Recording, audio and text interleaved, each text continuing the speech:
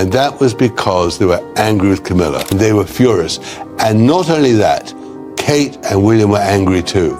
And that anger, of course, Harry was angry, that anger went right through that small part of the congregation. The palace officials had gathered for what should have been a controlled and dignified family briefing.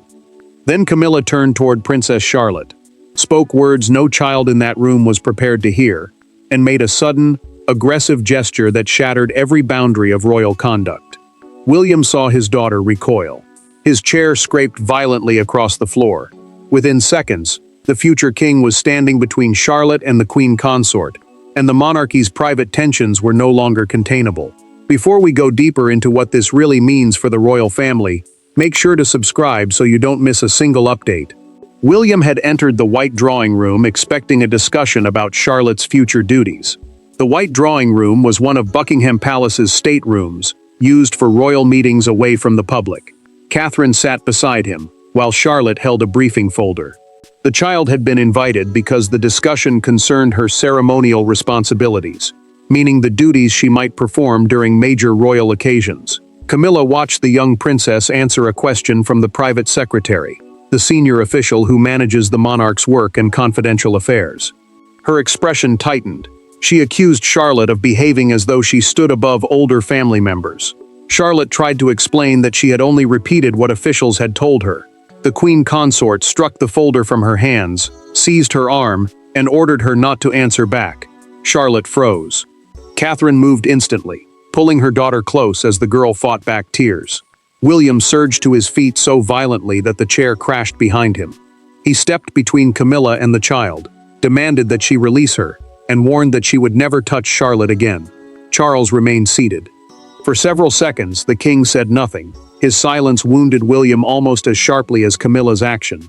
Anne stared at her brother, waiting for him to respond, while 6 officials watched the family's fracture become impossible to deny. The private secretary ordered everyone to remain in the room. No account would be softened, revised, or buried. Too many witnesses had seen the folder fall, Charlotte recoil, and William place himself between his daughter and the monarch's wife. William took Charlotte's hand and faced his father. He declared that the meeting was over unless Camilla was removed immediately. If Charles refused, the prince would take Catherine and the children away, cancel joint engagements, and force the crown to explain why it had failed to protect a child. The attack lasted seconds. Its consequences would reach much further, because the palace now had to confront what Charlotte represented to every adult in that room. Princess Charlotte had entered the room, believing she was there to learn. She left, believing she had caused a royal crisis. That misunderstanding cut deeply into William, because he recognized the burden that had haunted generations before her, the belief that a child must absorb adult resentment. While Camilla defended her conduct as discipline, Catherine knelt before her daughter in a locked antechamber and tried to convince the young princess that none of it was her fault. Charlotte looked down and asked whether she had spoken out of turn. Catherine took both hands and told her no. The adults had failed, not the child. An antechamber was a small private room beside a chamber, used for confidential conversations away from officials. Here, it became the only place where the girl could breathe without feeling watched. William stood beside the door and heard his daughter apologize for making everyone angry. The words struck harder than Camilla's outburst. He had brought Charlotte into the palace because her growing ceremonial role mattered. Her calm manner, confidence, and place in the line of succession had made officials see her as part of the monarchy's future. Now those qualities had placed her inside an adult struggle she could not understand. Camilla refused to accept that truth. In another room, she told Charles that the gesture had been exaggerated and that Charlotte needed to understand hierarchy. Royal hierarchy meant the formal order of rank, shaping who stood where, spoke first, and carried authority. The Queen Consort insisted she had merely corrected disrespect. The king removed his glasses and asked whether she understood that 6 officials had watched her grab his granddaughter. Charles felt danger closing around him. If he defended his wife, he could lose his son's trust. If he condemned her, he risked destroying the acceptance she had spent years building. Yet his hesitation had damaged William, and the future king would no longer treat silence as neutrality. Princess Anne entered without ceremony. She approached Charlotte, said she had behaved with dignity, and repeated the words until the child looked up. Then she faced William, and said the incident had not been discipline. It had been a dangerous loss of control. Her judgment mattered, because she had spent a lifetime defending duty, without confusing it with cruelty. Catherine waited until Charlotte entered a private apartment. Then she reminded her husband of a warning he had dismissed months earlier. Camilla had once accused their daughter of becoming too visible. At the time, William had heard bitterness. Now he heard intent. That forgotten remark led back to a ceremony where Camilla's resentment first became visible, and where the path toward the attack quietly began. Months before the confrontation, the royal family gathered for a private rehearsal at Westminster Abbey. Nothing dramatic was supposed to happen. Yet one ceremonial instruction placed Princess Charlotte ahead of Camilla's relatives during a future state procession, and the Queen Consort's expression changed instantly. She waited until the rehearsal ended, closed the vestry door behind Catherine, and delivered a warning about allowing the young princess to become too visible. That conversation became the hidden trigger everyone later wished they had taken seriously. Camilla had entered the abbey expecting order, ceremony, and reassurance. Instead, she heard officials explain that Charlotte would walk directly behind George during the national service. A state procession was the formal order in which senior royals moved during a major public occasion, while succession protocol meant that closeness to the crown outweighed age or personal preference. The instruction placed William's children at the center of the monarchy's future. Catherine noticed the change at once. The Queen Consort stopped asking questions and stared at the printed order. Charlotte's growing confidence had already won praise from palace staff, while George's position and Catherine's influence created a powerful picture of continuity. Camilla understood what that image meant. The next generation could command public loyalty without depending on her presence. The rehearsal ended, but the tension did not. Camilla followed Catherine into the Abbey vestry, a private room used by clergy and senior participants before or after a service, then shut the door. She accused Charlotte of being encouraged to behave like a little queen, and demanded that her ceremonial role be reduced before the child became impossible to control. Catherine closed the program in her hands. She answered quietly that Charlotte would perform whatever duties the crown required. Then she warned Camilla never to turn a child's service into a personal rivalry. The Queen Consort called that response naive, yet the Princess of Wales refused to retreat. William learned only part of the exchange that evening. Catherine told him Camilla had objected to Charlotte's place in the procession, but she withheld the cruelest words because she feared another family rupture. The prince assumed the argument concerned procedure and allowed it to fade. A deputy private secretary had heard the raised voices from the corridor. He recorded the exchange in a confidential memorandum, a written internal account created to preserve serious palace incidents. The document described Camilla's language as personal hostility toward Charlotte's expanding role. Anne placed that memorandum in William's hands after the attack. As he read every buried word, his anger hardened into resolve. This was no isolated outburst. It was a pattern, and Camilla was waiting in the next room to defend it. The confrontation did not happen before cameras, crowds, or cheering courtiers. It happened behind a locked oak door, with only 4 people present. William placed the Westminster Memorandum on the table. Camilla refused to look at it. Charles stood between his wife and son, while Anne remained near the doorway as the only witness neither side could dismiss. Then the future king asked one devastating question. Had the Queen Consort been waiting for an opportunity to humiliate Charlotte? William had demanded the meeting the moment Catherine confirmed their daughter was safe. He wanted no aids, no delay, and no version of events softened by rank. Charles agreed, because he still believed the damage might be contained. Anne remained because she had witnessed both the attack and the warning signs that came before it. The prince pushed the memorandum beside 6 written witness accounts. Those accounts were formal statements, meaning each official had recorded exactly what they saw for the palace record. He told Camilla this was no longer a family disagreement built on memory. Her words, her gesture, and Charlotte's fear had all been documented. Camilla kept her hands folded. William asked why a woman with decades of royal experience felt threatened by a child. His voice stayed low until the Queen Consort accused Catherine of using Charlotte to build a rival court around the Wales family. That charge changed everything. William struck his palm against the table. He warned Camilla never to turn his daughter into a political weapon again. Charles ordered him to lower his voice, but the future king turned on his father, and asked why the monarch still seemed more disturbed by the sound of anger than by the act that caused it. Camilla finally looked at the documents. Under pressure, she admitted that Charlotte's prominence had been deliberately accelerated. She claimed officials were placing the girl too close to the center of royal life. The confession exposed the truth. This had never been about one answer in one meeting. It was about the next generation moving forward while she feared being left behind. Charles faced his wife and asked whether she had grabbed Charlotte in anger. Camilla paused, then said she had only tried to stop the child from leaving. The king heard the evasion. He stepped away from her. William refused any private apology. He demanded Camilla's removal from every meeting, schedule, and ceremonial decision involving George, Charlotte, and Louis. No compromise would leave his daughter exposed. The argument had revealed the truth, but truth alone could not protect Charlotte. Only power could decide what happened next, and that power still rested in his father's trembling hands alone tonight. For years, Charles had survived royal crises by delaying decisions until emotion cooled. This time, delay was itself a decision. William had drawn a line around his daughter, and Camilla expected her husband to defend her position. Between them sat a signed witness summary that could fracture the monarchy if mishandled. Alone in his study, the king read the same paragraph 3 times, set down his pen, and realized that protecting his marriage might now mean betraying his heir. Charles still held the final authority. As sovereign, the reigning monarch, he controlled palace access, official duties, and family assignments. Yet William carried the institution's future legitimacy.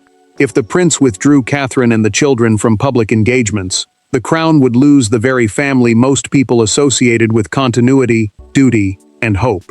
The private secretary entered with a warning Charles could not dismiss.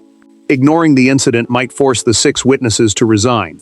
Altering their accounts would be worse, because it would make the palace appear willing to protect rank over a frightened child. The king listened without interruption, but every sentence pushed him closer to the choice he had spent years avoiding. Charles turned toward Camilla's wedding photograph beside the statements. He touched the frame, remembering how fiercely he had fought to place her beside him. Then he turned it face down.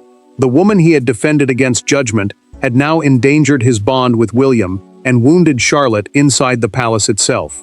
The monarch proposed one final compromise. Camilla could apologize privately, withdraw from family briefings for several weeks, and return once emotions settled. William rejected it immediately. He said Charlotte should not be asked to accept secret words while the adult who frightened her still held power over her schedule, duties, and access. Anne entered with news from the witnesses. 2 officials were prepared to place their accounts on the formal palace record, the permanent internal archive used to preserve serious events beyond any change of staff. Their decision meant the incident could never quietly disappear. Charles took up his pen. His hand hesitated only once. Then he signed an interim directive removing Camilla from every meeting, schedule, and ceremonial decision involving George, Charlotte, and Louis. Her access to the children's working apartments was suspended at once. Camilla read the document without blinking. She asked whether William had written it. The private secretary answered that Charles had signed it himself. For first time, she understood that his silence would no longer protect her. That signature transformed her anger into something colder. The king had chosen the Wales children over her, and the palace was about to feel the full force of that choice. The order contained no dramatic language. It did not need any. Camilla's name had been removed from the children's schedules. Her representatives were excluded from planning calls, and a senior equerry arrived to collect briefing folders from her office. She watched each file disappear into a locked case. Down the corridor, William received confirmation that the restrictions were active. Yet instead of relief, he felt the weight of what came next. Charlotte still had to believe the palace was safe. Camilla remained seated, while her staff transferred documents connected to the Wales children. A senior equerry was a royal household officer responsible for arrangements and service to senior royals. Her office could no longer propose appearances, approve seating plans, or contact the children's aides. Power vanished quietly, one folder at a time. Charles canceled a family reception before noon. He wanted no accidental meeting or another confrontation. Anne took control of the children's rehearsals, while Catherine kept Charlotte away from the palace. The changes protected the girl, but they also confirmed that the family had split. Camilla stared at the empty space where Charlotte's ceremonial file rested. She reached toward it, then stopped.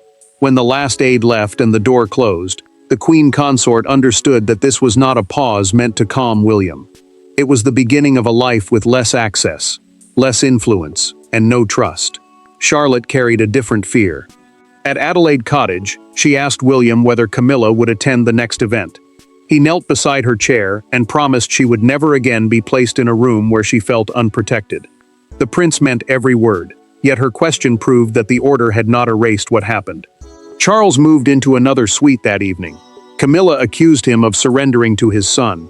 The king answered that the decision became unavoidable the moment she put her hands on Charlotte. She called his words cruel. He replied that cruelty had entered the family before he signed anything. William considered going further. He told Catherine he was ready to suspend the children's royal appearances for a year. She warned that hiding Charlotte might teach their daughter the wrong lesson, that fear could drive her from duties she had performed with pride, and that Camilla had taken something from her. Charlotte had been listening from the doorway. She stepped forward and asked to speak to her grandfather alone. William hesitated, but the princess insisted that Charles needed to hear what the silence had felt like from her. The adults had argued through documents, authority, and accusation. Charlotte was about to speak without any of those protections between herself and the king. There were no officials in the room, no secretaries taking notes, and no titles spoken aloud. Charles sat opposite his granddaughter beside a small fireplace, while Charlotte held a folded handkerchief in both hands. The king expected fear or anger. Instead, she told him she was worried the family would break because of her. That single sentence stripped away every royal defense he had built, and forced him to see the crisis through the eyes of the youngest person involved. William walked Charlotte to a modest sitting room, away from the working palace, where official business could not crowd the conversation. He stopped at the door when she asked to enter alone. The prince wanted to remain close, but he honored her request and waited outside, knowing that courage sometimes needed privacy more than protection. Charles removed his jacket and chose a chair at her level. He told Charlotte she was not being questioned and had done nothing wrong. A working palace was the part of a royal residence used for official duties, staff meetings, and state business. By meeting elsewhere, the king was trying to speak as a grandfather rather than as the head of an institution. Charlotte tightened the handkerchief between her fingers. Camilla's grip had frightened her, she admitted, but the silence afterward had frightened her more. When Charles remained seated, the princess wondered whether she was expected to accept the treatment because Camilla was Queen Consort, the title given to the wife of a reigning king. Charles lowered his head. His voice broke as he admitted that he should have stood immediately. The monarch told his granddaughter that hesitation had been his failure, not hers, and that no title could make cruelty acceptable. Charlotte listened, then asked him not to humiliate Camilla in return. The child wanted one promise. No younger member of the family should ever be made to feel that rank mattered more than safety. Her restraint shook Charles more deeply than anger could have done. She was asking for protection, not revenge. Charlotte left the room quietly. Charles summoned William before the door had fully closed. He told his son that temporary limits were no longer enough. Camilla's separation from George, Charlotte, and Louis would remain permanent across every official duty and private planning decision. A handwritten envelope arrived before that ruling could be announced. Camilla had addressed it directly to Charlotte. William held the sealed letter, unsure whether it contained honest remorse or one final attempt to control what came next. The palace could hide an order, but not the absence that followed, and soon the public noticed exactly who no longer stood beside the royal children any longer. The palace released no account of the confrontation. It did not have to. At the next major service, Princess Charlotte walked between William and Anne, while Camilla arrived separately and took a seat across the aisle. One photograph captured the entire rupture, the future king resting a protective hand behind his daughter's shoulder as the Queen Consort stared forward from a distance. By sunrise, that image had become the visual verdict of a nation that knew something fundamental had changed. Officials issued a brief statement about revised family arrangements, but they offered no explanation. Camilla's office called her absence from the children's procession a scheduling adjustment. That phrase was meant to calm attention, yet it only deepened suspicion because the change appeared too precise to be accidental. The royal family returned to public view at St. Paul's Cathedral. A cathedral was a major church linked to national ceremonies, and this service carried unusual weight because it was the first gathering since the palace restrictions. Charlotte walked beside William, Catherine, George, and Anne, while Charles entered with Camilla through another route. Charlotte paused when the cameras turned toward the steps. William placed one hand behind her shoulder and whispered that she was safe. Instead of following the official signal, the prince matched his daughter's pace. That small act mattered because it told her that protocol would no longer come before protection. Camilla watched from across the aisle. Anne leaned toward Charlotte, said something quiet, and made the child smile. The Queen Consort remained motionless. She understood that the bond she had tried to challenge had become stronger in her absence, while her own place within the family had narrowed in full public view. A national newspaper published the cathedral photograph the next morning beneath the headline, "A Father's Line in the Sand." The image showed William shielding Charlotte while Camilla sat apart. No palace statement could compete with that single frame. Crowds gathered behind the barriers outside Buckingham Palace, carrying flowers and handwritten cards for Charlotte. When the Wales family's car entered the gates, applause rose. Camilla arrived later and was met with near silence. The judgment was not shouted, but everyone felt it. For Charles, the silence carried a warning. The nation would not accept protection of status over protection of a child in this moment. Charles saw the front page and understood that secrecy could no longer restore confidence. He called one final family council, not to debate the attack, but to define Camilla's future and close the crisis permanently. The public had already understood the emotional truth. Inside the palace, the family now had to give that truth a final and irreversible form.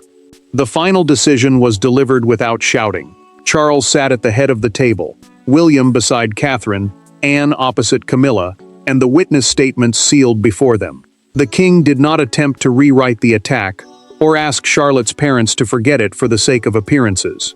He acknowledged that the monarchy had failed to protect a child inside its own walls.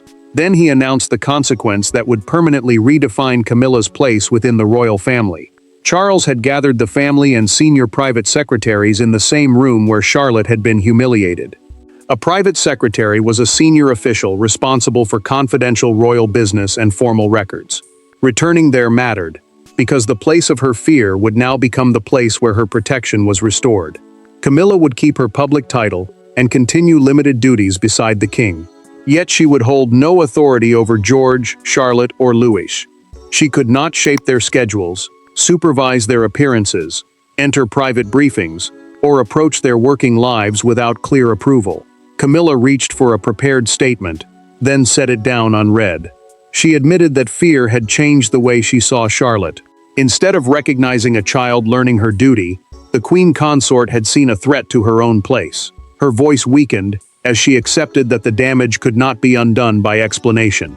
William answered without triumph. He did not want her publicly destroyed, and he refused to turn his daughter's pain into revenge.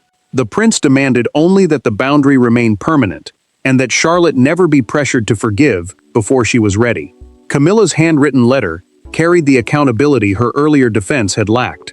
She blamed neither Catherine, protocol, nor palace pressure. She wrote that she had frightened Charlotte, misused her seniority, and understood that trust might never return. The princess kept the letter, but offered no reply. Charles then ordered a new safeguarding rule. Safeguarding meant formal protection against harm, intimidation, or misuse of authority.